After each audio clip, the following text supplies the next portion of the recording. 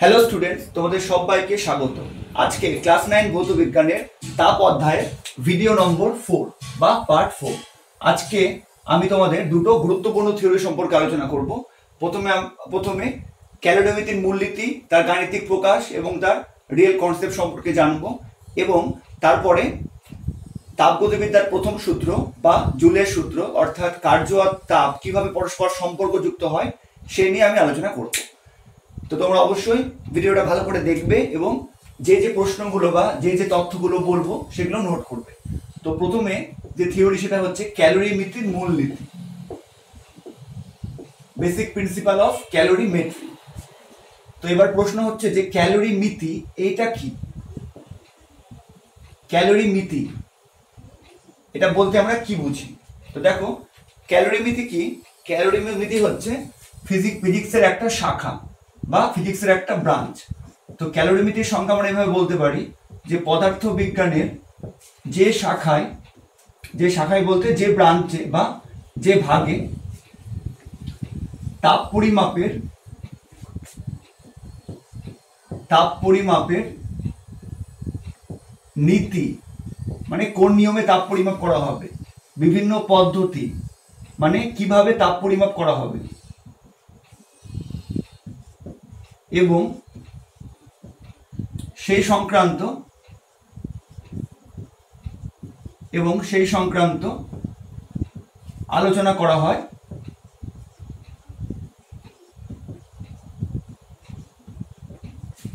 ফিজিক্সের সেই ব্রাঞ্চকে বা সেই শাখাকে কি বলা হয়? ক্যালোরিমিতি বা ক্যালোরিমেট্রি। ক্যালোরি মানে হচ্ছে তাপ সংক্রান্ত, আর মেট্রি মানে হচ্ছে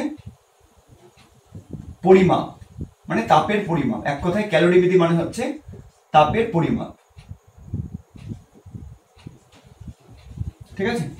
তো ক্যালোরিমিতি মানে হচ্ছে পদার্থবিজ্ঞানের যে অংশে বা যে ভাগে আমরা শুধুমাত্র তাপ কিভাবে পরিমাপ করা হয় তার বিভিন্ন নিয়মগুলো বা নীতিগুলো জানবো, কিভাবে পরিমাপ করব তার বিভিন্ন পদ্ধতিগুলো, এবং সেই সংক্রান্ত যে আলোচনা সে শুধুমাত্র তাপ পরিমাপ সংক্রান্ত বিষয়গুলো নিয়ে আলোচনা করব। সেটাই হচ্ছে ক্যালোরিমিতির মূলনীতি, সেটাই হচ্ছে ক্যালোরিমিতি। তো এবার ক্যালোরিমিতির মূলনীতি কি বলছে দেখো। তাও ক্যালোরিমিতির মূলনীতি মানে তার মানে কি দাঁড়িয়ে গেল ব্যাপারটা, যে তাপ পরিমাপের মূলনীতি, তাপ কিভাবে পরিমাপ করা হয়। তো আমি 3 নম্বর ভিডিওতে গৃহীত বা বর্জিত তাপের রাশিমালা কিভাবে নির্ণয় করতে হয় বা গৃহীত বা বর্জিত তাপ আমরা কিভাবে পরিমাপ করি সে সম্পর্কে গাণিতিকভাবে এবং তত্ত্বগতভাবে আলোচনা করেছি। তো তোমরা আশা করি সেটা দেখে তোমাদের কিছুটা নলেজ জন্মেছে। তো সেখানে আমরা দেখেছিলাম যে আমরা কিন্তু গৃহীত বা বর্জিত তাপের যে পরিমাপ করছি সেক্ষেত্রে কিন্তু আমরা উষ্ণতার বৃদ্ধি বা হ্রাস যদি হয়, অর্থাৎ যদি সেই কোনো বস্তু কিছু পরিমাণ তাপ গ্রহণ করে বা বর্জন করে, শুধুমাত্র সেইটুকুটাই আমরা পরিমাপ করতে পারি, এবং আমরা কিন্তু উষ্ণতার মাধ্যমেই তাপের পরিমাপ করে থাকি। ঠিক আছে? তো এবার ক্যালোরিমিতির মূলনীতি চলে আসি। তো ক্যালোরিমিতির মূলনীতি কাকে বলে বা সংজ্ঞা, এটা বোঝার আগে তোমাকে মূল বিষয়টা বুঝতে হবে। তো ধরে নাও এটা একটা পাত্র আছে। ঠিক আছে? এটা একটা পাত্র আছে। এটা কেমন পাত্র? এটা একটা কুপরিবাহী পদার্থের তৈরি পাত্র। এটা একটা কুপরিবাহী পদার্থের তৈরি পাত্র। কুপরিবাহী পদার্থ মানে যে পদার্থ হচ্ছে তাপের আদান প্রদান ঘটায় না, এমন একটা ম্যাটেরিয়াল দিয়ে এই পদার্থটা তৈরি। ঠিক আছে? এর মধ্যে কি আছে? এর মধ্যে কিছু পরিমাণ জল আছে। ঠিক আছে? তো ধরে নি জলের উষ্ণতা কত? যে জলটা আছে তার উষ্ণতা 30 ডিগ্রি সেলসিয়াস। ঠিক আছে? এবার এর মধ্যে আমি কি করলাম? এর মধ্যে একটা গরম লোহার বল আমি ফেলে দিলাম। এটা একটা ধরে নাও গরম লোহার বল। ঠিক আছে? এটা একটা গরম লোহার বল আমি কি করলাম? এই 30 ডিগ্রি উষ্ণতার জলের মধ্যে আমি ফেলে দিলাম। গরম বা উত্তপ্ত লোহার বল, যেটাকে প্রচন্ডভাবে তাপ দিয়ে বা তাপ শক্তি দিয়ে উত্তপ্ত করা হয়েছে। এই বলটার উষ্ণতা কত? এই বলটার উষ্ণতা ধরে নিলাম 70 ডিগ্রি সেলসিয়াস। ঠিক আছে? জাস্ট একটা বোঝানোর জন্য একটা আরবিটারি যে কোনো একটা ধরে নিচ্ছি। এবার এই বলটা ফেলে দেওয়ার পর কি করলাম? এই পাত্রের হচ্ছে ঢাকনাটা কি করলাম? বন্ধ করে দিলাম। ঠিক আছে? এই পাত্রের ঢাকনাটা বন্ধ করে দিলাম, এবং এর যে সংযোগী স্থল এখানে আমি ভেসলিন দিয়ে মানে আমি সমস্ত রকম ভাবে এমন একটা ব্যবস্থা করলাম যাতে করে এখান থেকে তাপটা যেন বাইরে যেতে না পারে, মানে এই ভিতরের কোনো তাপ বাইরে যাবে না, ভিতরের কোনো তাপ বাইরে যাবে না, ঠিক আছে, কোনো তাপ বাইরে যাবে না, মানে এখানে এই পদার্থের ভিতর থেকে কোনো তাপ বেরিয়ে বাইরে যাবে না, বা বাইরে থেকে কোনো তাপ ভেতরে আসবে না, ঠিক আছে, ভেতরে আসবে না। আমি এরকম একটা অ্যারেঞ্জমেন্ট করলাম। কিভাবে করলাম? কুপরিবাহী পদার্থ দিয়ে পাত্রটা তৈরি এবং পাত্রটার মুখটা বন্ধ করে দিয়ে ভেসলিন জাতীয় কিছু আমরা প্রলেপ দিয়ে দিলাম, যাতে এমন একটা হচ্ছে ব্যবস্থা তৈরি করলাম যে বাইরে থেকে কোনো তাপ এই পাত্রের মধ্যে প্রবেশ করতে পারবে না এবং এই পাত্র থেকে কোনো তাপ বাইরে যেতে পারবে না। তার মানে এই দুটো সংস্থা, মানে এই দুটো হচ্ছে যে পদার্থ আছে ভিতরে, কি কি আছে, এই জল আছে আর উত্তপ্ত লোহার বল, এই দুটো কিরকম ভাবে আছে, এই দুটো হয়ে গেল একটা বিচ্ছিন্ন সংস্থা। তো যদি কোনো সংস্থার ক্ষেত্রে আমরা দেখি যে তাপের কোনো রকম আদান প্রদান হচ্ছে না, তো তাকে বলা হয় তাপরুদ্ধ সংস্থা, তাপরুদ্ধ সংস্থা, বা তাকে আমরা বিচ্ছিন্ন সংস্থা বা আইসোলেটেড সিস্টেমও বলতে পারি। মানে খুব সহজ কথায় বললে যে আমি এমন একটা ব্যবস্থা করলাম যে বাইরে থেকে কোনো তাপ এর ভিতরে আসতে পারবে না, আবার এই ভিতরে থেকেও কোনো তাপ বেরিয়ে বাইরে যেতে পারবে না। তখন এই দুটো, তার মানে এই তাপ হচ্ছে এই দুটো বস্তু বা মানে জল আর হচ্ছে লোহার বল, এই দুটো বস্তু এমন ভাবে আছে যেদেরকে আমি বিচ্ছিন্ন সংস্থা বা তাপরুদ্ধ সংস্থা বলতে পারি। মানে পরিবেশের সঙ্গে এদের কোনো যোগাযোগ নেই, ঠিক আছে, যেটুকু তাপ গ্রহণ বা বর্জন হবে এইটুকুর মধ্যেই থাকবে, বাইরেও যেতে পারবে না, ভেতরেও আসতে পারবে না। এরকম সংস্থাকে আমরা বলি তাপরুদ্ধ সংস্থা বা বিচ্ছিন্ন সংস্থা। আর সংস্থা মানে কি? সংস্থা মানে হচ্ছে একাধিক বস্তুর সমন্বয়ে তৈরি, এবং এখানে আমি দুটো বস্তু আছে, একটা জল, একটা হচ্ছে উত্তপ্ত লোহার বল। তো এই দুটোর হচ্ছে মিলিত যে অংশটা তাকে আমরা বলছি সংস্থা, ঠিক আছে। বা এখানে যেমন হচ্ছে পাত্রটাও আছে, তো এই তিনটা দিয়ে তৈরি যে অংশ সেটাকে আমরা বলছি সংস্থা। আর যেহেতু এই অংশ থেকে তাপ বেরোতে পারছে না বাইরে, বা বাইরের তাপ ভেতরে আসতে পারছে না, সেই জন্য এটাকে বলছি বিচ্ছিন্ন সংস্থা বা তাপরুদ্ধ সংস্থা, বা এটার ইংলিশ টার্মটাও তোমরা জেনে রাখতে পারো আইসোলেটেড সিস্টেম, আইসোলেটেড সিস্টেম বা বিচ্ছিন্ন সংস্থা, ঠিক আছে। এবার ভাবো কি হবে। এবার এই যে হচ্ছে উত্তপ্ত লোহার বল, এর উষ্ণতা হচ্ছে 70 ডিগ্রি সেলসিয়াস আমি ধরে নিয়েছি, আর যে জলটা আছে সেটা ঘরের উষ্ণতায় আছে ধরলাম 30 ডিগ্রি সেলসিয়াস, আগে ধরে নিয়েছি। তো এবার ভাবো কি আছে। প্রথম ভিডিওতে আমি বলেছিলাম যে কোনো বস্তু যদি বেশি উত্তপ্ত হয় তার মানে হচ্ছে তার উষ্ণতা বেশি আছে। এবার উষ্ণতা বেশি আছে তার মানে হচ্ছে যে সেই বস্তু বেশি পরিমাণ তাপ শক্তি শোষণ করেছে, তাই হচ্ছে লোহার বলটার উষ্ণতা বেশি। আর জলের উষ্ণতা কম আছে তার মানে জল কম পরিমাণ তাপ শোষণ করেছে বা কম পরিমাণ তাপ শক্তি শোষণ করেছে। তো তার মানে যে হচ্ছে উত্তপ্ত লোহার বলটা এর উষ্ণতা বেশি, এর অর্থ হলো এর মধ্যে বেশি পরিমাণ শক্তি আছে, আর জলের উষ্ণতা কম, এর অর্থ হলো এর মধ্যে কম পরিমাণ শক্তি আছে। তো শক্তি কি হবে? শক্তির সংরক্ষণ সূত্র অনুযায়ী শক্তি কি হবে? উচ্চ শক্তির বস্তু থেকে শক্তিটা কি হবে? নিম্ন শক্তির বস্তুতে যাবে। বা এখানে বলতে পারি যে উত্তপ্ত বস্তু থেকে শীতল বস্তুর দিকে শক্তির বা তাপের প্রবাহ হবে। আর আমরা তাপের প্রবাহের অভিমুখও জেনেছি যে তাপ সবসময় উত্তপ্ত বস্তু থেকে বা উষ্ণ বস্তু থেকে শীতল বস্তুর দিকে প্রবাহিত হয়। তার মানে এখানে তাপের প্রবাহ কি হবে? এই যে হচ্ছে গরম লোহা বা উত্তপ্ত লোহার বলটা আছে, এখান থেকে কি হবে? এখান থেকে তাপ বেরিয়ে যাবে, এখান থেকে তাপ কিছু বেরিয়ে যাবে, এবং অর্থাৎ কিছু পরিমাণ তাপ বর্জিত হবে কোত্থেকে? উত্তপ্ত লোহার বল থেকে। এটা এই যে তাপটা বেরিয়ে গেল, এটা কে গ্রহণ করবে? এটা হচ্ছে এই যে 30 ডিগ্রি উষ্ণতার জলটা, যেটা অপেক্ষাকৃত ঠান্ডা, সেই জলটা হচ্ছে এই তাপটা গ্রহণ করবে। আচ্ছা, এবার এটা কতক্ষণ ধরে চলতে থাকবে? যতক্ষণ পর্যন্ত না এই জল আর এই লোহার বল এর উষ্ণতা সমান হয়, ততক্ষণ পর্যন্ত কিন্তু লোহার বলটা তাপ বর্জন করেই যাবে এবং ঠান্ডা জলটা বা 30 ডিগ্রি উষ্ণতার জলটা সেই তাপটা শোষণ করেই যাবে বা গ্রহণ করেই যাবে, ঠিক আছে। যখন এই দুটোর হচ্ছে লোহার বল এবং জলের উষ্ণতা সমান হয়ে যাবে, কি বললাম? যখন লোহার বল এবং জলের উষ্ণতা সমান হয়ে যাবে, মানে লোহার বলের উষ্ণতা সমান সমান কি হয়ে যাবে? জলের উষ্ণতা, তখন তখন আমরা একটা টার্ম ইউজ করব এটা বোঝানোর জন্য। এই টার্মটাকে আমরা কি বলি? তাপীয় সাম্যাবস্থা। এই টার্মটাকে আমরা কি বলবো? তাপীয় সাম্যাবস্থা। তো যখনই এই টার্মটা ইউজ করব আমরা, যখনই তাপীয় সাম্যাবস্থা এটা আমরা পড়বো, তার মানে হচ্ছে যে সমস্ত বস্তুর বা যে দুটো বস্তুর মধ্যে তাপীয় সাম্যাবস্থা ঘটেছে সেই বস্তু দুটোর উষ্ণতা সমান হয়ে গেছে। বা উল্টোভাবে বলতে গেলে, যখন দুটো বস্তু বা একাধিক বস্তুর উষ্ণতা সমান হবে তখন আমরা বলতে পারবো যে বস্তু দুটো তাপীয় সাম্যাবস্থায় থাকবে। ঠিক আছে? তো তার মানে আমরা কি দেখলাম যে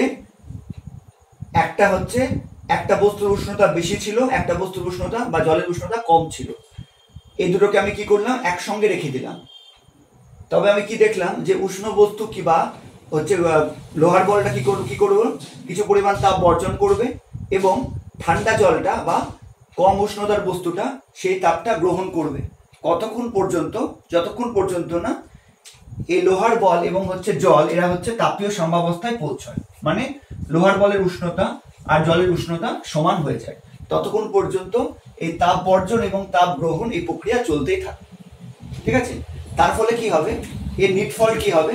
যে লোহার বল যেহেতু কিছু পরিমাণ তাপ বর্জন করেছে বা কিছু পরিমাণ শক্তি বর্জন করেছে, তার ফলে এর উষ্ণতা কিছু কমবে এবং ঠান্ডা জল বা 30 ডিগ্রি উষ্ণতার জল যেহেতু এই তাপটা গ্রহণ করেছে, বর্জিত তাপটা, তার ফলে তার উষ্ণতা বাড়বে এবং যখন তারা তাপীয় সাম্যাবস্থায় পৌঁছবে তখন কিন্তু এদের উষ্ণতা একটা নির্দিষ্ট উষ্ণতা হয়ে যাবে। ধরে নিলাম এই উষ্ণতা 40 ডিগ্রি সেলসিয়াস। ঠিক আছে? এটা জাস্ট ধরে নিচ্ছি। মানে লোহার বলটা তাপ বর্জন করতে করতে এর উষ্ণতা কমে গেল, তখন এর উষ্ণতা হলো 40 ডিগ্রি সেলসিয়াস, এর উষ্ণতা হলো 40 ডিগ্রি সেলসিয়াস, আর ঠান্ডা জলটা সেই তাপটা গ্রহণ করে এর উষ্ণতা বৃদ্ধি পেল, 30 ডিগ্রি থেকে বেড়ে হয়ে গেল 40 ডিগ্রি সেলসিয়াস। এবার ঠান্ডা জলের বা 30 ডিগ্রি উষ্ণতার জলের উষ্ণতা 40 ডিগ্রি সেলসিয়াস হয়ে গেছে, আর লোহার বলের উষ্ণতাও 40 ডিগ্রি সেলসিয়াস হয়ে গেছে। তো তার মানে এটা তাপীয় সাম্যাবস্থায় চলে গেছে, তখন কিন্তু আর তাপ বর্জন বা তাপ গ্রহণ হবে না। ঠিক আছে? এটাই কিন্তু ক্যালোরিমিতির মূল নীতি। বোঝা গেল ব্যাপারটা? তারপরে ক্যালোরিমিতির মূল নীতি কি? এই ব্যাপারটাই যে যখনই দুটো বিভিন্ন উষ্ণতার বস্তুকে আমরা কি করব? সংস্পর্শে রেখে দেব, তখন কি হবে? বেশি উষ্ণতার বস্তুটা তাপ বর্জন করবে এবং কম উষ্ণতার বস্তুটা সেই তাপটা গ্রহণ করবে। কতক্ষণ পর্যন্ত? না যতক্ষণ পর্যন্ত না উভয় বস্তুর উষ্ণতা সমান হচ্ছে, মানে উভয় বস্তু একটা তাপীয় সাম্যাবস্থায় পৌঁছচ্ছে, ততক্ষণ পর্যন্ত কিন্তু এই তাপ গ্রহণ এবং বর্জন প্রক্রিয়া চলতে থাকবে। এটাই ক্যালোরিমিতির মূল নীতি। এটাকে যদি লিখতে হয় আমাকে, তাহলে একটু ভালো করে ভাষাতে লিখতে হবে। ফোকাসটা ঠিক আছে তো? দেখো তাহলে কি বলবো? দুটি বিভিন্ন উষ্ণতার বস্তুকে, এই বিভিন্ন উষ্ণতা, এই কথাটার মানে কি? একটা বস্তু উষ্ণতা বেশি, অন্য বস্তুর উষ্ণতা কম, মানে একটা বস্তু গরম, একটা বস্তু তুলনামূলক ঠান্ডা। ঠিক আছে? এটাই মানে। তো সেই আমরা এইভাবে লিখছি, দুটি বিভিন্ন উষ্ণতার বস্তুকে পরস্পরের মানে একে অন্যের তাপীয় সংস্পর্শে রাখা হলে। তো তাপীয় সংস্পর্শে মানে যে একটা বস্তুর তাপ যেন অন্য বস্তুর সংস্পর্শে আসতে পারে, এটাই তাপীয় সংস্পর্শ। যেমন এখানে আমি একসঙ্গে রেখে দিয়েছিলাম, এই বস্তুর তাপ যে বর্জন করবে এই বস্তু গ্রহণ করতে পারবে, এমন ভাবে রাখতে হবে, এটাকে বলি তাপীয় সংস্পর্শে। তো দুটো বিভিন্ন উষ্ণতার বস্তুকে পরস্পরের তাপীয় সংস্পর্শে রাখা হলে কি হবে? বেশি উষ্ণতার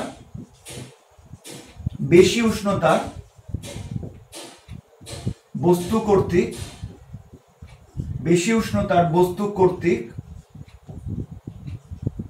তাপ বর্জিত হবে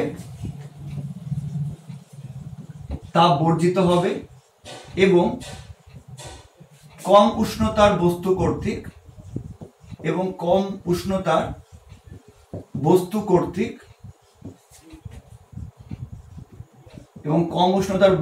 কর্তৃক সেই বর্জিত তাপ কি হবে? গৃহীত হবে। ঠিক আছে? বেশি উষ্ণতার বস্তু তাপ বর্জন করবে এবং কম উষ্ণতার বস্তু কর্তৃক কি হবে? সেই বর্জিত তাপ গৃহীত হবে। কতক্ষণ হবে ওটা? যতক্ষণ পর্যন্ত উভয় বস্তু যতক্ষণ পর্যন্ত উভয় বস্তু তাপীয় সাম্যাবস্থায় না আসে। যতক্ষণ পর্যন্ত উভয় বস্তু তাপীয় সাম্যাবস্থায় না আসে, মানে দুটো বস্তুর উষ্ণতা সমান হয়ে যাচ্ছে, ততক্ষণ পর্যন্ত এই তাপ গ্রহণ এবং বর্জন প্রক্রিয়া চলতে থাকবে। ঠিক আছে? যতক্ষণ পর্যন্ত উভয় বস্তু তাপীয় সাম্যাবস্থায় না আসে ততক্ষণ পর্যন্ত এই তাপ গ্রহণ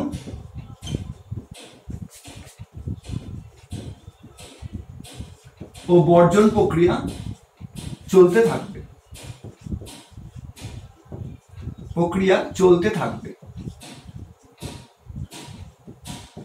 ঠিক আছে? এটি হলো ক্যালোরিমিতির মূলনীতি। অর্থাৎ এবার বলতে হবে যে ক্যালোরিমিতির মূলনীতির মূল বক্তব্য হলো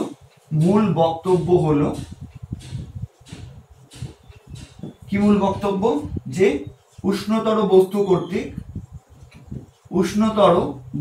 কর্তৃক বা বেশি উষ্ণতার বস্তু কর্তৃক বর্জিত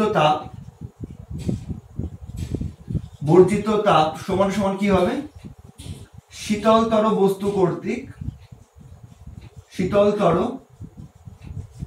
বস্তু কর্তৃক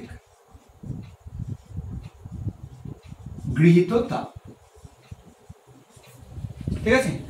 তো যদি তোমাকে ক্যালোরিমিতির মূলনীতি লিখতে দেয় তাহলে কিন্তু এই সম্পূর্ণটাই এভাবে বলতে হবে।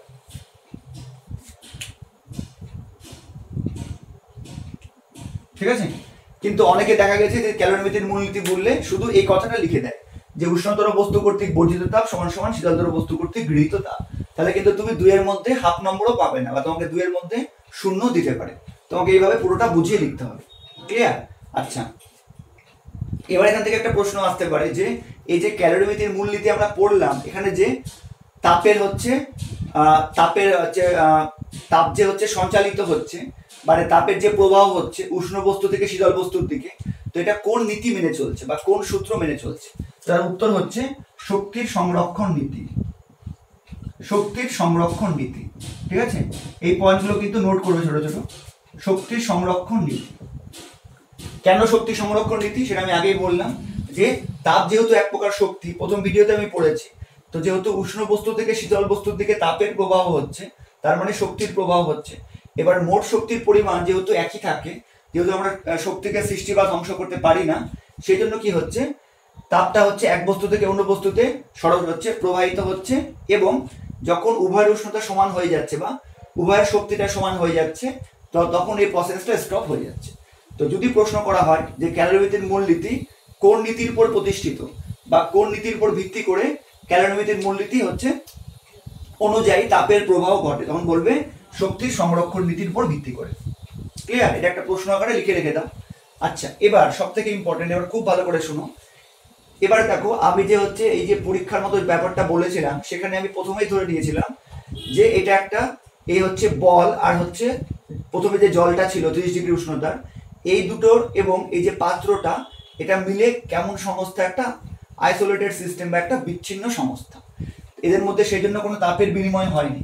এবার ভাবো যে যদি এখানে আর কোনো বস্তু থাকতো, ঠিক আছে, ধরো এই হচ্ছে এই জলের মধ্যে আমি হচ্ছে উত্তপ্ত লোহার বলটা ফেলে দিয়েছিলাম, এখানে আমি যদি আর একটা হচ্ছে অন্য কোনো পদার্থ বা কোনো বস্তু রেখে দিতাম, ঠিক আছে, এখানে অন্য কোনো একটা তৃতীয় একটা বস্তু রেখে দিতাম, তো তাহলে উত্তপ্ত লোহার বলটা যে তাপটা বর্জন করবে সেটা কিন্তু এই বস্তুটাও পাবে, তাই না? এই বস্তুটাও কিন্তু পাবে। তার মানে এই বস্তু কিন্তু আমরা যেটা ধরে নিয়েছি যে দুটো বস্তুর মধ্যেই তাপের আদান প্রদান হচ্ছে, সেটা কিন্তু তখনই সম্ভব হবে যদি আর কোনো তৃতীয় বস্তু উপস্থিত না থাকে। ঠিক আছে? আচ্ছা, বা আমরা হচ্ছে যেমন ধরে নিয়েছি যে বাইরে থেকে কোনো তাপ ভিতরে আসছে না বা ভিতর থেকে কোনো তাপ বাইরে আসছে না, এই ক্ষেত্রে কিন্তু ক্যালোরিমিতির মূলনীতিটা প্রযোজ্য হবে। তার কারণ যদি বাইরে থেকে কোনো তাপ ভিতরে চলে আসে বা ভিতরে কোনো তাপ বাইরে চলে যায়, পরিবেশে মিশে যায়, তাহলে কিন্তু উত্তপ্ত বস্তু যে পরিমাণ তাপ বর্জন করবে, শীতল বস্তু বা জলটা কিন্তু সেই তাপটা পুরোটা পাবে না, কারণ সেই তাপটা হয় বেরিয়ে যাবে, বা বাইরে থেকে যদি কোনো তাপ চলে আসে তাহলে এই ঠান্ডা জলটা বা 30 ডিগ্রি উষ্ণতার জলটা এই গরম বস্তু যে তাপ বর্জন করছে সেটা শোষণ করার সঙ্গে সঙ্গে কি হবে, বাইরের তাপটাও কি করবে, শোষণ করবে, তার ফলে তার উষ্ণতা বেশি পরিমাণ বৃদ্ধি পাবে। তার ফলে কিন্তু আমাদের এই ক্যালোরিমিতির মূলনীতিটা প্রযোজ্য হবে না। তো তার মানে ক্যালোরিমিতির মূলনীতিটা কখন প্রযোজ্য হবে? তার উত্তরে কি বলবো, যে যখন হচ্ছে দুটি বস্তু ছাড়া অন্য কোনো তৃতীয় বস্তুর সঙ্গে বা পরিপার্শ্বের সঙ্গে তাপের আদান প্রদান ঘটবে না। ক্লিয়ার? এটা একটা। আচ্ছা, 2 নম্বর, এবার তাপ যখন সঞ্চালিত হচ্ছে মানে উত্তপ্ত বস্তু থেকে, বা যেমন এখানে উত্তপ্ত লোহার বল থেকে ঠান্ডা মানে জলের মধ্যে তাপটা ছড়িয়ে পড়ছে, তখন এই তাপ শক্তি যেন অন্য কোনো শক্তিতে রূপান্তরিত না হয়, তাপটা যেন তাপ হিসাবেই থাকে, অন্য কোনো শক্তিতে রূপান্তরিত না হয়, এটা হতে হবে। আচ্ছা, আর কি হতে হবে, যেমন আমি হচ্ছে জলের মধ্যে উত্তপ্ত লোহার বলটাকে হচ্ছে ডুবিয়ে দিয়েছি, তো এবার হচ্ছে একটা হচ্ছে তরল পদার্থ, একটা হচ্ছে তরল পদার্থ, একটা কঠিন পদার্থ। এবার একটা যদি তরল পদার্থ একটা কঠিন পদার্থ হয়, তাহলে এক্ষেত্রে যেমন লোহার বলটা জলের মধ্যে ডুবে গেল না বা দ্রবীভূত হলো না, সব সময় কিন্তু এরকমই হতে হবে, মানে তরল পদার্থের মধ্যে কোনো কঠিন বস্তু দিলে সেই কঠিন বস্তুটা যেন তরলের মধ্যে দ্রবীভূত না হয়, এটা হতে হবে। আর 4 নম্বর কি হবে, এদের মধ্যে যেন কোনো রাসায়নিক বিক্রিয়া না ঘটে, কারণ রাসায়নিক বিক্রিয়া কি হয়, কিছু পরিমাণ তাপ উৎপন্ন হয় বা শোষিত হয়। ঠিক আছে? তো ক্যালোরিমিতির মূলনীতি পূরণের শর্তগুলো কি কি, এইটা এবার আমরা দেখব। আর অবশ্যই যদি তোমাকে ক্যালোরিমিতির মূলনীতি লিখতে বলে, তাহলে কিন্তু শর্তগুলো লিখতেই হবে, কারণ এই শর্তগুলো প্রযোজ্য না হলে কিন্তু ক্যালোরিমিতির মূলনীতি প্রযোজ্য হবে না। তার কারণ আমরা ধরে নিচ্ছি যে উষ্ণ বস্তু বা গরম বস্তু যে পরিমাণ তাপ বর্জন করবে, তার পুরোটাই হচ্ছে শীতল বস্তু গ্রহণ করবে। তো যদি অন্য কোনো তৃতীয় বস্তু থাকে বা পরিবেশের সঙ্গে যদি তাপের আদান প্রদান ঘটে, তাহলে কিন্তু এটা কখনোই পসিবল হবে না। ঠিক আছে? তার মানে হচ্ছে এবার কি লিখবো, ক্যালোরিমিতির মূলনীতি পূরণের শর্ত। ক্যালোরিমিতির মূলনীতি পূরণের শর্ত, এটা কিন্তু আলাদা করে অনেক সময় লিখতে দেয়, বা তোমাকে ক্যালোরিমিতির মূলনীতি ব্যাখ্যা করতে বললে বা লিখতে বললে শর্তগুলো অবশ্যই লিখতে হবে। যেমন কি বলবো, যে হচ্ছে তাপের আদান প্রদান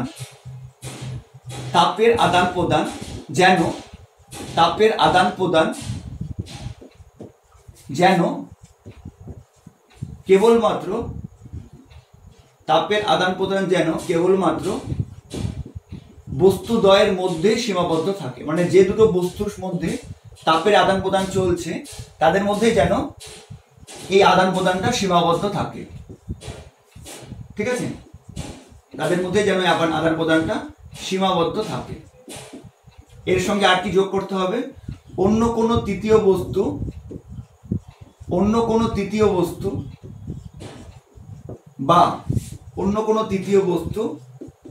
বা আর কি ধরবো, হ্যাঁ, পরিপার্শ্বের সঙ্গে বা পারিপার্শ্বিকের সঙ্গে, মানে আশেপাশে যা আছে তাদের সঙ্গে বা অন্য কোনো তৃতীয় বস্তুর সঙ্গে যেন ওই বস্তুদ্বয়ের কোনো আদান প্রদান না হয়, কোনো তাপীয় আদান প্রদান না হয়।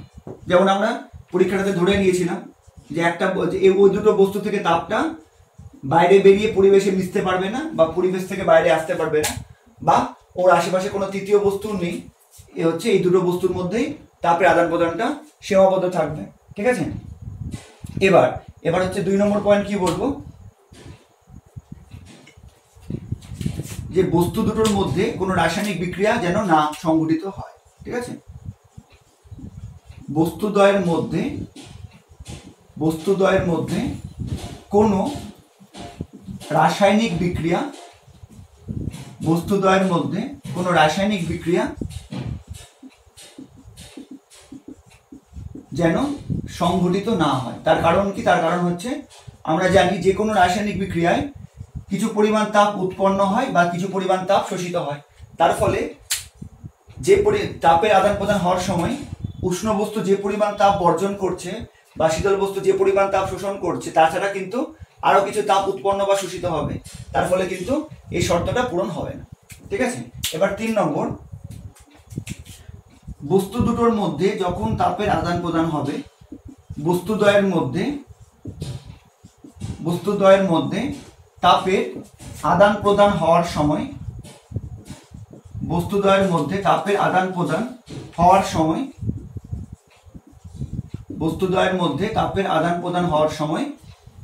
কি হওয়া চলবে না, তাপ শক্তির তাপ শক্তির অন্য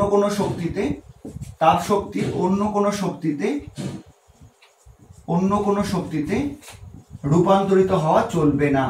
তার মানে হচ্ছে যে উষ্ণ বস্তু যখন তাপটা বর্জন করছে, সেই তাপটা যখন শীতল বস্তু গ্রহণ করবে সেটা যেন তাপ শক্তি হিসাবে সে শোষণ করে। অন্য কোনো শক্তিতে যদি তাপ শক্তিটা রূপান্তরিত হয়ে যায় বা কনভার্ট হয়ে যায়, তাহলে কিন্তু সেটা শীতল বস্তু শোষণ করতে পারবে না। তার ফলে কিন্তু উষ্ণ বস্তু কর্তৃক বর্জিত তাপটা সম্পূর্ণ শীতল বস্তু কর্তৃক শোষিত হলো না। তার ফলে কিন্তু এই যে প্রক্রিয়ার মূলনীতিটা লঙ্ঘিত হয়ে গেল। ঠিক আছে। আর 4 নম্বর আরেকটা বলতে পারি যে হচ্ছে বস্তু দুটির মধ্যে, ঠিক আছে, বস্তু দুটির মধ্যে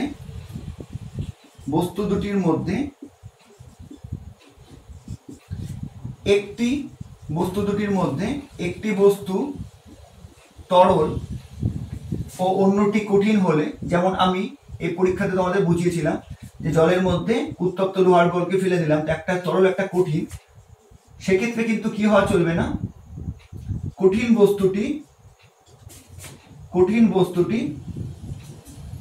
যেন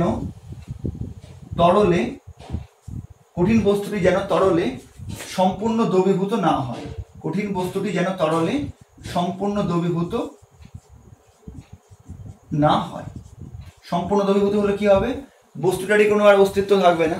তার ফলে কি হবে, কিছু পরিমাণ তাপ কমবে বা বাড়বে। ঠিক আছে। তো এগুলো কিন্তু ক্যালোরিমেট্রির মূলনীতি পূরণের শর্ত। আমি আরেকবার বলে দিচ্ছি, হাতের লেখাটা হয়তো বুঝতে অসুবিধা হচ্ছে। আমি আরেকবার বলে দিচ্ছি, দেখো, তাপের আদান প্রদান যেন কেবলমাত্র বস্তুদ্বয়ের মধ্যেই সীমাবদ্ধ থাকে, অন্য কোনো তৃতীয় বস্তু বা পারিপার্শ্বিকের সঙ্গে যেন ওই বস্তুদ্বয়ের কোনো তাপীয় আদান প্রদান না হয়। 2 নম্বরে কি লিখেছি, বস্তুদ্বয়ের মধ্যে কোনো রাসায়নিক বিক্রিয়া যেন সংঘটিত না হয় বা কোনো রাসায়নিক বিক্রিয়া হওয়া চলবে না, এরকমও লিখতে পারো। 3 নম্বর, বস্তুদ্বয়ের মধ্যে তাপের আদান প্রদান হওয়ার সময় তাপ শক্তির অন্য কোনো শক্তিতে রূপান্তরিত হওয়া চলবে না বা তাপ শক্তি যেন অন্য কোনো শক্তিতে রূপান্তরিত না হয়। এইভাবে লিখলেও ভালো হবে। 4 নম্বর, বস্তু দুটোর মধ্যে একটি বস্তু তরল ও অন্যটি কঠিন হলে, এটা ও আছে, ঠিক আছে, দাগটা পড়েনি, কঠিন হলে কঠিন বস্তুটি যেন তরলে দ্রবীভূত না হয়। ঠিক আছে। তো যদি তোমাকে ক্যালোরিমেট্রির মূলনীতি কি 2 নম্বরের দেয়, তাহলে কিন্তু এতটা লেখার পাশাপাশি তোমাকে কিন্তু শর্তগুলোও বলতে হবে। ঠিক আছে। তো শর্তগুলোর যদি তোমাকে শর্তগুলো আলাদা করে উল্লেখ করতে বলে, তখন তোমাকে 4টাই বলতে হবে। আর যদি তোমাকে ক্যালোরিমেট্রির মূলনীতি কি বলে, তখন তোমাকে শর্ত লেখার জন্য তখন তুমি সবগুলো শর্ত না লিখে 1 নম্বর আর হচ্ছে 3 নম্বর এই দুটো শর্ত লিখতে পারো, কারণ এই দুটোই কিন্তু মূল শর্ত। ঠিক আছে। আবার বলছি, তোমাকে যদি ক্যালোরিমেট্রির মূলনীতি পূরণের শর্তগুলো আলাদা করে দেয় বা ক্যালোরিমেট্রির মূলনীতি পূরণের জন্য কি কি হচ্ছে আবশ্যিক শর্ত, তখন তোমাকে 4টাই লিখতে হবে। কিন্তু তোমাকে যদি শুধুমাত্র ক্যালোরিমেট্রির মূলনীতি লিখতে দেয়, তো যেটা আমি এখনই বললাম যে ক্যালোরিমেট্রির মূলনীতি কিন্তু কতগুলো বিশেষ শর্তেই প্রযোজ্য, তো তখন তোমার সবগুলো শর্ত লিখতে পারলে ভালো, না হলে অন্তত তোমাকে 1 নম্বর আর 3 নম্বর মূল দুটো শর্ত কিন্তু বলতেই হবে। ক্লিয়ার হচ্ছে ব্যাপারটা? আর যে শক্তির সংরক্ষণ নীতি, এটাও কিন্তু যেন তোমাদের মাথায় থাকে। ঠিক আছে। কারণ এখানে তাপ যেহেতু শক্তি, এখানে তাপের প্রবাহ হচ্ছে মানে শক্তির প্রবাহ হচ্ছে, কিন্তু শক্তি যেহেতু সংরক্ষিত থাকে, মানে শক্তির যেহেতু শোষণ বা বর্জন হয় না, সেই জন্য কিন্তু কি আমরা ধরে নিচ্ছি যে ক্ষেত্রে মোট শক্তি একই আছে। বাস্তবেও তাই হয়, মোট শক্তি কিন্তু সবসময় সমানই থাকে।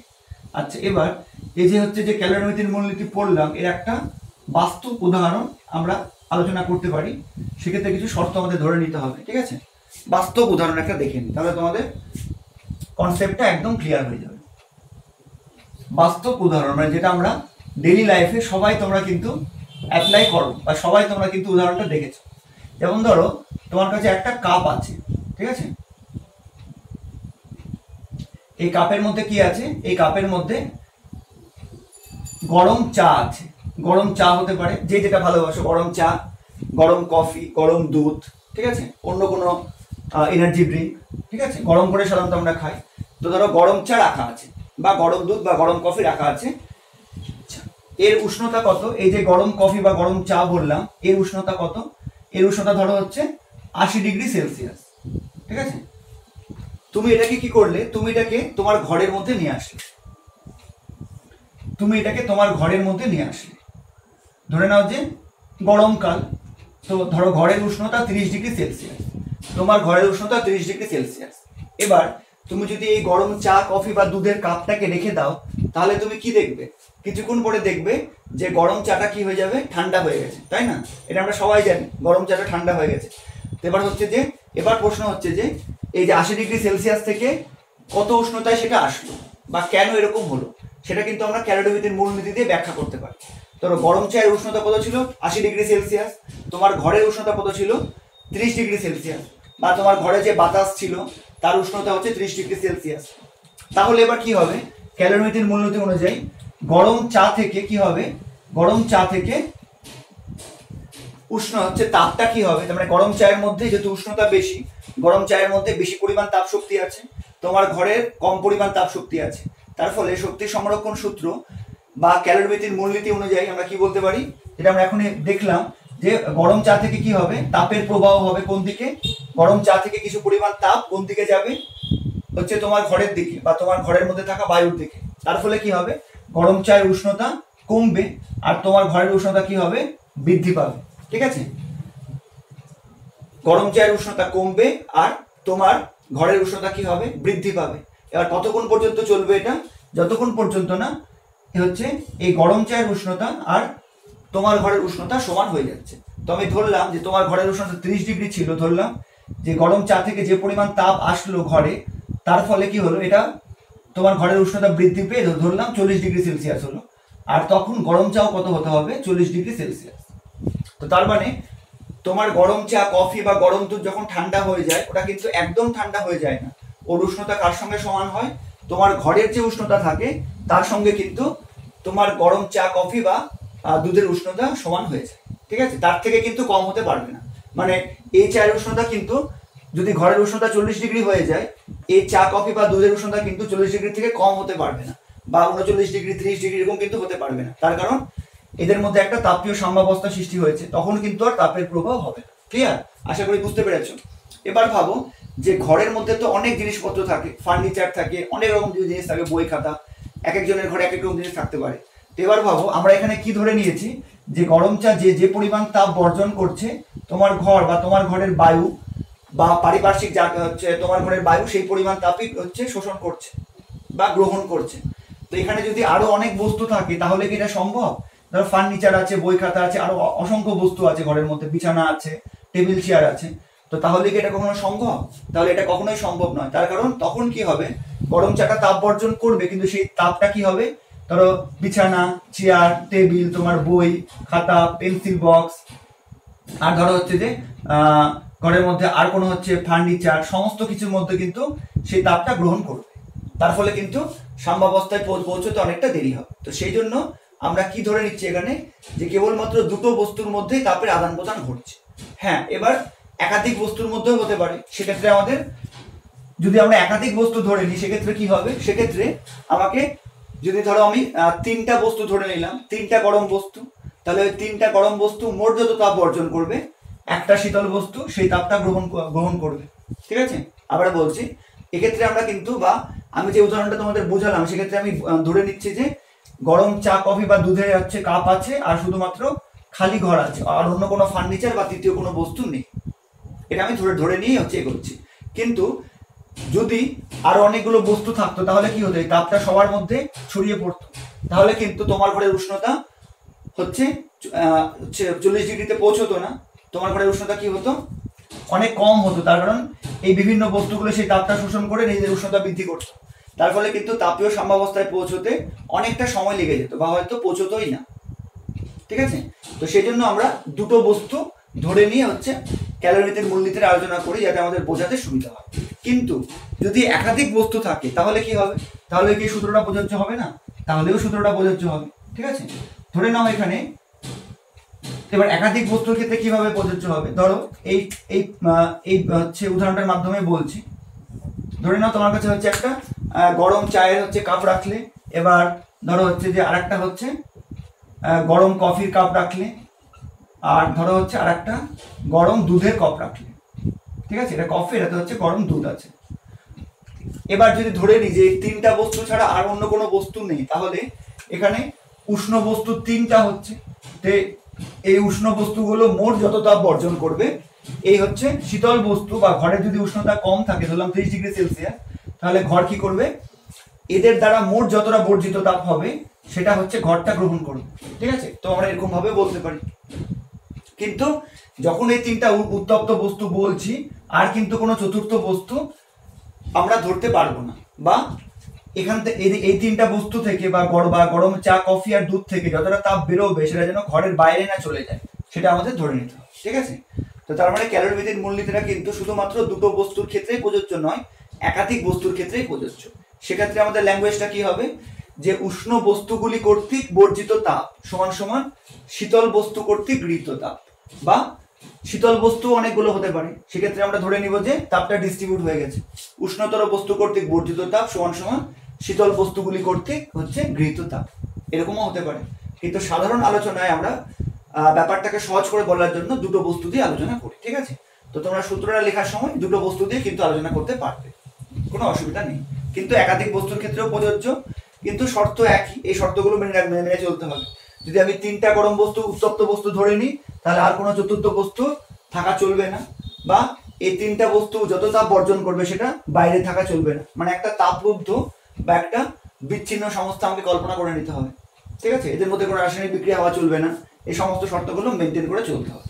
তো আশা করি বুঝতে পেরেছো যে ক্যালোরির মূলনীতিতে কিন্তু এই সহজ ব্যাপারটাকেই হচ্ছে কি করে আমরা পরিমাপ করতে পারি সেটা বলতে চেয়েছে।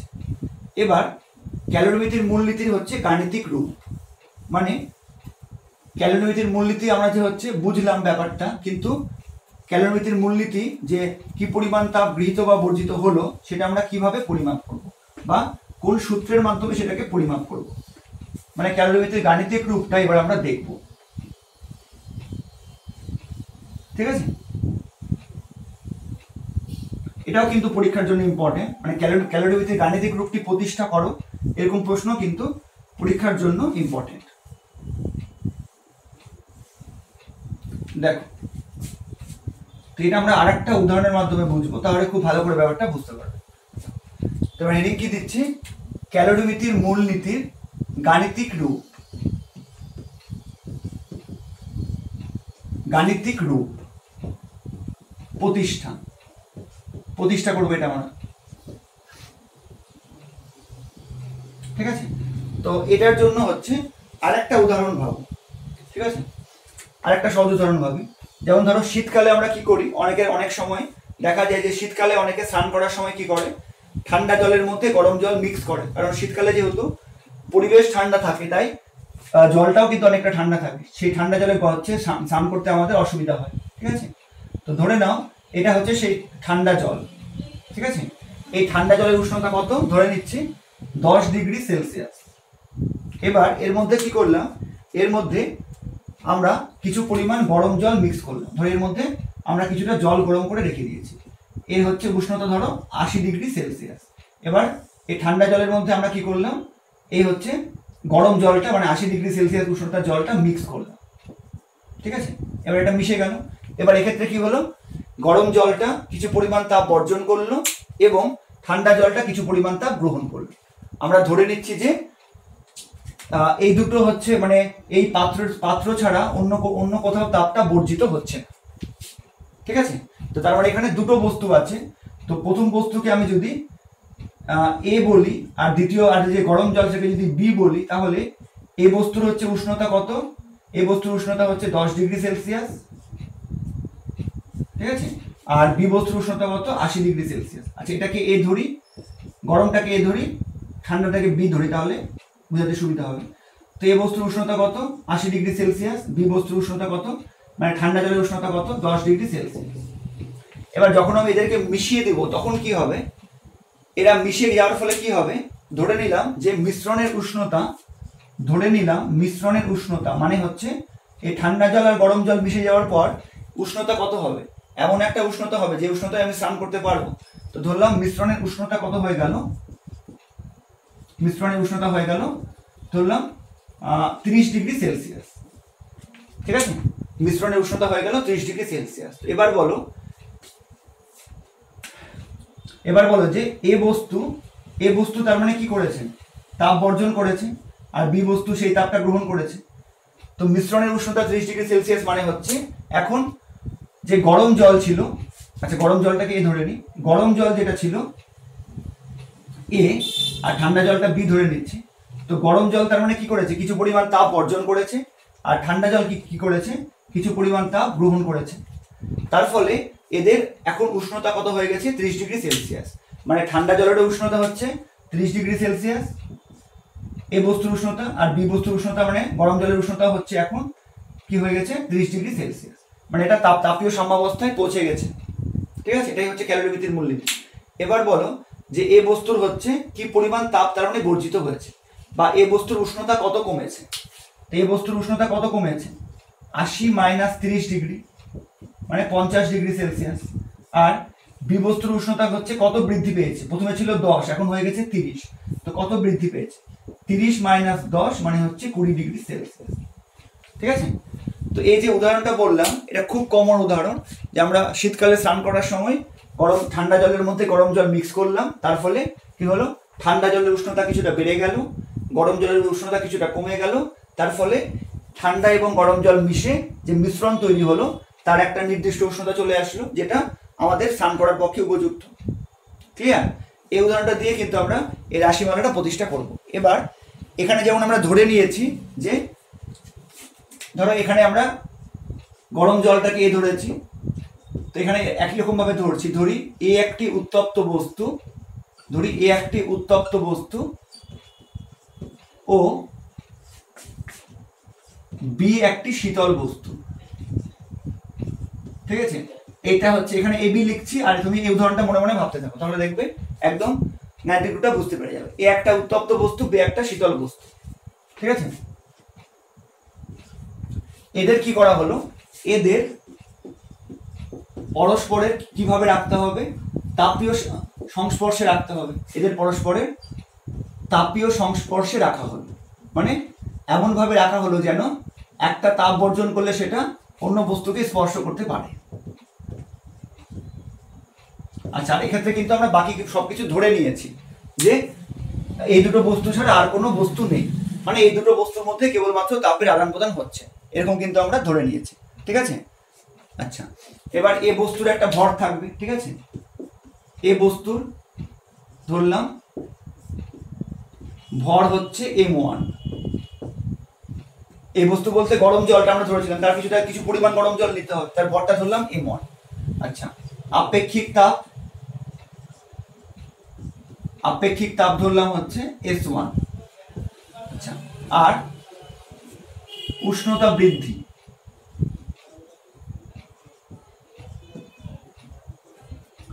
আচ্ছা এবার এ বস্তু কি করবে, তাপ বর্জন করবে, তার ফলে কি হবে, এ বস্তুর উষ্ণতা হ্রাস করবে। আচ্ছা, তো আমরা এটা না ধরে নিয়ে প্রথমে ধরছি প্রাথমিক উষ্ণতা, মানে প্রথমে কত উষ্ণতা ছিল, প্রাথমিক উষ্ণতা ধরলাম T1। ঠিক আছে, এ বস্তুর ক্ষেত্রে ধরলাম। এবার একই রকম ভাবে আমরা বি বস্তুর ক্ষেত্রেও ধরব, বি বস্তুর ক্ষেত্রে। তো বি বস্তুর ভর ধরলাম m2। ভর বলতে বি বস্তু মানে এখানে যে ঠান্ডা জলটা ধরেছে ওটা ধরো বি বস্তু, সেটা কিছুটা পরিমাণে আমরা নিব, সেটাই হচ্ছে m2। আচ্ছা, আপেক্ষিক তাপ, তো এখানে আমি যে উদাহরণটা ধরেছি সেখানে কিন্তু দুটোই জল, তো তার আপেক্ষিক তাপ একই হবে, কিন্তু গাণিতিক রূপটা করার সময় আমি দুটো বিভিন্ন বস্তুর ক্ষেত্রে ধরে নিচ্ছি। ঠিক আছে, তো এই আপেক্ষিক তাপটা S2 ধরলাম। আর এর প্রাথমিক উষ্ণতা কত, এর প্রাথমিক উষ্ণতা হচ্ছে T2। তো তার মানে এখানে তুমি ধরে নাও যে গরম জল যেটা ছিল, গরম জল যেটা ছিল তার হচ্ছে উষ্ণতা বেশি ছিল T1, আর ঠান্ডা জল ছিল 10 ডিগ্রি সেলসিয়াস, তুমি T2 ধরে নাও। আর এই দুটো হচ্ছে আপেক্ষিক তাপটা কিন্তু এই ক্ষেত্রে একই হবে, দুটোই জল, কিন্তু আমরা হচ্ছে গাণিতিক রূপ প্রতিষ্ঠা করার সময় বিভিন্ন বস্তু ধরে নিচ্ছি। ঠিক আছে, যেহেতু একটা উত্তপ্ত একটা শীতল বস্তু, তো আমরা দুটো বিভিন্ন বস্তু ধরে নিচ্ছি, এই জন্য কি হয়েছে, আপেক্ষিক তাপটা আমরা আলাদা ধরেছি।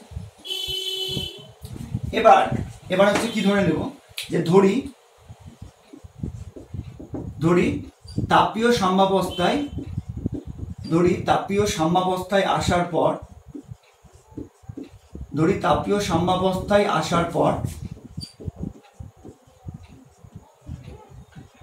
পর উভয় বস্তুর উভয় বস্তুর সাধারণ উষ্ণতা টি। এটা আবার ভালো করে বুঝি। এবার উদাহরণটা দিয়ে বুঝো। দেখো প্রথমে কি ছিল, গরম জলের, ঠান্ডা জল আর গরম জলকে আমি মিক্স করেছিলাম। তো গরম জলের উষ্ণতা ছিল 80 ডিগ্রি সেলসিয়াস, এটাকে T1 ভেবে নাও। ঠান্ডা জলের উষ্ণতা ছিল হচ্ছে 10 ডিগ্রি সেলসিয়াস, এটাকে T2 ভেবে নাও। এদের কিছু একটা পরিমাণ ছিল, আপেক্ষিক তাপ কিছু একটা ছিল। এবার যখন এদের আমি মিশিয়ে দিলাম তখন কি হয়ে গেল, মিশিয়ে দেওয়ার সময় দিলে কি হবে, ঠান্ডা হচ্ছে গরম বস্তুটা বা এ বস্তুটা তাপ বর্জন করবে, আর বি বস্তুটা বা হচ্ছে ঠান্ডা বস্তুটা সেই তাপটা গ্রহণ করবে। তার ফলে কি হবে, এদের মধ্যে যতক্ষণ পর্যন্ত না তাপীয় সাম্যাবস্থা সৃষ্টি হবে ততক্ষণ পর্যন্ত তাপ গ্রহণ বর্জন চলতে থাকবে। কিন্তু যখন এটা তাপীয় সাম্যাবস্থায় চলে আসবে তখন কি হবে, তখন ঠান্ডা জলের উষ্ণতা কত ধরে নিয়েছে এখানে, যেমন 30 ডিগ্রি সেলসিয়াস। এই যে মিশ্রণের উষ্ণতা মানে হচ্ছে এটা মিশে যাওয়ার পর এবং তাপীয় সাম্যাবস্থায় আসার পর উষ্ণতা কত, 30 ডিগ্রি সেলসিয়াস। ঠিক আছে, তার মানে তখন এই বস্তুর উষ্ণতা 30 ডিগ্রি সেলসিয়াস, বি বস্তুর উষ্ণতা 30 ডিগ্রি সেলসিয়াস। তুমি এই উদাহরণটা এখানে ভাবো যে যখন এরা মিশে গেল তখন এদের সাধারণ উষ্ণতা টি হয়ে গেল। এবার বলো যে এদের মধ্যে সম্পর্ক কি, মানে T1 T2 আর এটা হচ্ছে তোমার T 30 ডিগ্রি সেলসিয়াস, এদের মধ্যে সম্পর্ক কি দেখো।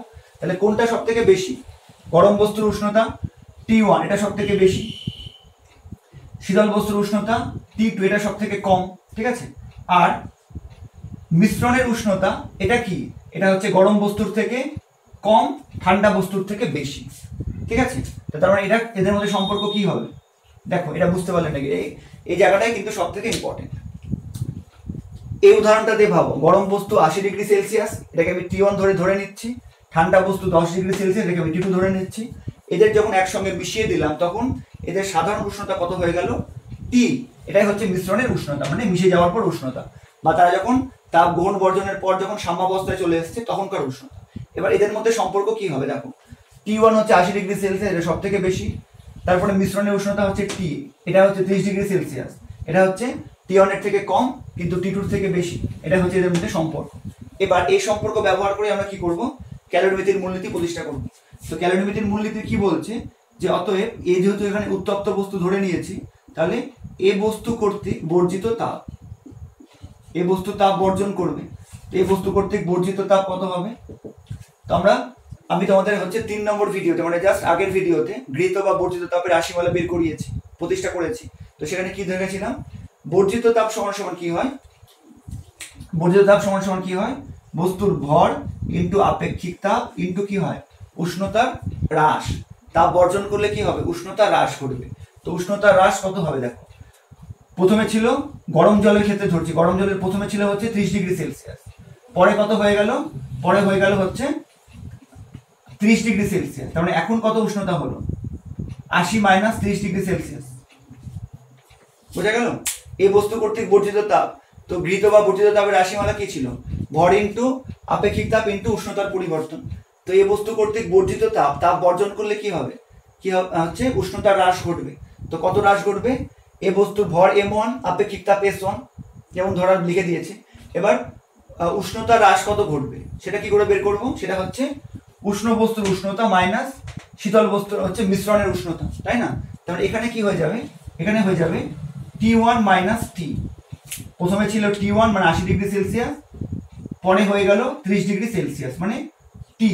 তার মানে এই পরিমাণে কি হয়েছে, এই উষ্ণতা হ্রাস ঘটেছে। তাহলে উষ্ণতা কত কমে গেছে, উষ্ণতা কমে গেছে 50 ডিগ্রি সেলসিয়াস। এই উদাহরণটাতে ভাবো, ক্লিয়ার। এবার একই রকম ভাবে বি কে ধরেছি আমরা শীতল বস্তু, তার মানে বি কি হবে, বি বস্তু কর্তৃক গৃহীত তাপ, বি বস্তু কতটা তাপ গ্রহণ করবে সেটা কি হবে, বি বস্তুর ভর কত আমরা প্রথমে ধরে নিয়েছি M2, বি বস্তুর আপেক্ষিক তাপ S2 ইন্টু, আচ্ছা এবার বি বস্তুর তো উষ্ণতা কম ছিল, এবার বি বস্তুর কি হয়েছে, উষ্ণতা বৃদ্ধি ঘটেছে। আবার এই উদাহরণে চলে এসো, বি বস্তুর উষ্ণতা প্রথমে ছিল 10 ডিগ্রি সেলসিয়াস, পরে কত হলো 30 ডিগ্রি সেলসিয়াস। তার মানে উষ্ণতা কত বৃদ্ধি পেল, 30 minus 20 degree Celsius, sorry 30 minus 10 degree Celsius. প্রথমে ছিল হচ্ছে 10, পরে হলো 30 মিশে যাওয়ার পর। তার মানে বি বস্তুর উষ্ণতা কত বাড়লো, 20 ডিগ্রি বাড়লো। সেটা আমরা কোত্থেকে পাবো, মিশ্রণের উষ্ণতা মাইনাস হচ্ছে প্রাথমিক উষ্ণতা শীতল বস্তু, ঠিক আছে। তার মানে এখানে 30 ডিগ্রি কত ধরে নিয়েছি দেখো, এখানে 30 ডিগ্রি মানে হচ্ছে T, তাই তো, মিশ্রণের উষ্ণতা মাইনাস শীতল বস্তুর উষ্ণতা কত ছিল 10 ডিগ্রি, এটাকে আমরা কি ধরে নিয়েছি T2, তার মানে T মাইনাস T2। ক্লিয়ার? দেখো এই অঙ্ক করার ক্ষেত্রেও কিন্তু এই কনসেপ্টটা খুবই কাজে লাগবে। এর পরের ভিডিওতে যখন আমি অঙ্ক করাবো তখন কিন্তু এই কনসেপ্টটা খুবই কাজে লাগবে। আর এই জায়গাটাই কিন্তু সবার গন্ডগোল হয়, এই জায়গাটাই বেশি বোঝার। যখন তাপ বর্জন করবে তখন কি হবে, হচ্ছে উত্তপ্ত বস্তুর উষ্ণতা মাইনাস মিশ্রণের উষ্ণতা, কারণ উত্তপ্ত বস্তুর উষ্ণতা বেশি, মিশ্রণের উষ্ণতা কম। আর যখন শীতল বস্তু যখন তাপ গ্রহণ করবে তখন তার উষ্ণতার বৃদ্ধি কত হবে, মিশ্রণের উষ্ণতা মাইনাস শীতল বস্তুর উষ্ণতা। এই উদাহরণটা ভাবো, তাহলে একদম ক্লিয়ার হয়ে যাবে কনসেপ্ট। ঠিক আছে, এবার তাহলে অতএব ক্যালোরিমিতির মূলনীতি অনুযায়ী, অতএব ক্যালোরিমিতির মূলনীতি অনুযায়ী আমরা কি বলতে পারবো,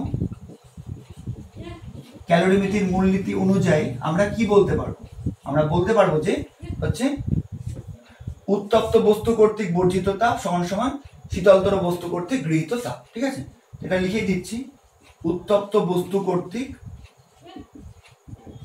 বা উষ্ণতর বলতে পারো বর্জিত তাপ সমান সমান কি হচ্ছে শীতল বস্তু কর্তৃক, বা শীতলতর লিখতে পারো কথাটা, শীতল বস্তু কর্তৃক গৃহীত তাপ। তাই না? এটাই হচ্ছে ক্যালোরিমিতির মূলনীতি। তো আমরা হচ্ছে উত্তপ্ত বস্তু কতটা তাপ বর্জন করেছে সেটা বের করেছি, শীতল বস্তু কতটা তাপ গ্রহণ করেছে সেটা বের করেছি। তার মানে কি হয়ে যাবে, M1S1 এই যেটা লিখছি T1 minus T equal to কি হয়ে যাবে, M2 into S2 into T minus T2। এটাই হয়ে যাচ্ছে আমার হচ্ছে এই যে যা যা ধরে নিয়েছি সেই অনুযায়ী ক্যালোরিমিতির মূলনীতির গাণিতিক প্রকাশ। ঠিক আছে, তো অঙ্ক করার জন্য কিন্তু এই ফর্মুলাটা আমাদের খুব কাজে লাগবে। তাই তোমরা কিন্তু শুধুমাত্র যে পড়ে নিলে পরীক্ষাতে লেখার মতো সেটা না, তুমি কিন্তু যদি এই উদাহরণটা বুঝে নাও, খুব সিম্পল উদাহরণ, ঠান্ডা জল গরম জল, তাহলে কিন্তু তোমার পুরো ব্যাপারটা ক্লিয়ার হয়ে যাবে। প্রথমে ছিল 80 ডিগ্রি সেলসিয়াস গরম জলের উষ্ণতা, পরে হয়ে গেল কত, পরে গরম জলের উষ্ণতা হয়ে গেল 30 ডিগ্রি সেলসিয়াস, ঠান্ডা জলের উষ্ণতা হয়ে গেল 30 ডিগ্রি সেলসিয়াস। ঠান্ডা জলের উষ্ণতা প্রথমে কত ছিল, 10 ডিগ্রি সেলসিয়াস। তো মিশ্রণের উষ্ণতা মানেই হচ্ছে মিশে যাওয়ার পর উষ্ণতা। তো তার মানে গরম জলের উষ্ণতা হচ্ছে কত হচ্ছে কমে গেল, প্রথমে ছিল 80 পরে হলো 30, তার মানে 80 মাইনাস 30 কমে গেল। ওই জন্যই আমি এখানে লিখেছি T1 মাইনাস T। T1 হচ্ছে 80 আর T হচ্ছে 30। ঠিক আছে, আর শীতল বস্তু মানে এক্ষেত্রে আমাদের ঠান্ডা জলটা যখন তাপ গ্রহণ করলো তখন তার উষ্ণতা কত বাড়লো, প্রথমে ছিল 10 পরে হয়ে গেল 30, তার মানে উষ্ণতা কত বাড়লো, 30 মাইনাস 10, তো 30টা কি মিশ্রণের উষ্ণতা মাইনাস কি হচ্ছে শীতল বস্তু বা শীতল জলের প্রাথমিক উষ্ণতা, ওই জন্য T মাইনাস T2। ক্লিয়ার একদম ব্যাপারটা? এখানে কিন্তু গন্ডগোল হয়, এই ব্যাপারটাতে কিন্তু অঙ্ক করার সময় সবাই গুলিয়ে ফেলে যে কোনটা মাইনাস কোনটা করবো। তো এই উদাহরণটা দিয়ে মনে থাকলে আশা করি আর তোমাদের কোনো ভুল হওয়ার সম্ভাবনা থাকবে। ঠিক আছে, তো এটা হচ্ছে ক্যালোরিমিতির মূলনীতি, তার থিওরি, তার হচ্ছে সম্পূর্ণ কনসেপ্ট, তার গাণিতিক রূপ এবং তার বাস্তব উদাহরণ সমস্ত কিছু আলোচনা করলাম। তো আশা করি বুঝতে পেরেছো। এর পরের ভিডিওতে হচ্ছে আমি কি করব, এই সংক্রান্ত গাণিতিক সমস্যাগুলো নিয়ে আলোচনা করব। তো আজকে ভেবেছিলাম যে জুলের সূত্রটা পড়িয়ে দিব, কিন্তু যেহেতু ভিডিওটা অনেকটা লম্বা হয়ে যাচ্ছে তাই আজকের ভিডিওটা এখানে শেষ করে দিচ্ছি। শুধুমাত্র ক্যালোরিমিতির মূলনীতির এতে আলোচনা করলাম। ঠিক আছে, এর পরের ভিডিওতে আমি কার্য শক্তির তুল্যতা এই সম্পর্কে আলোচনা করব।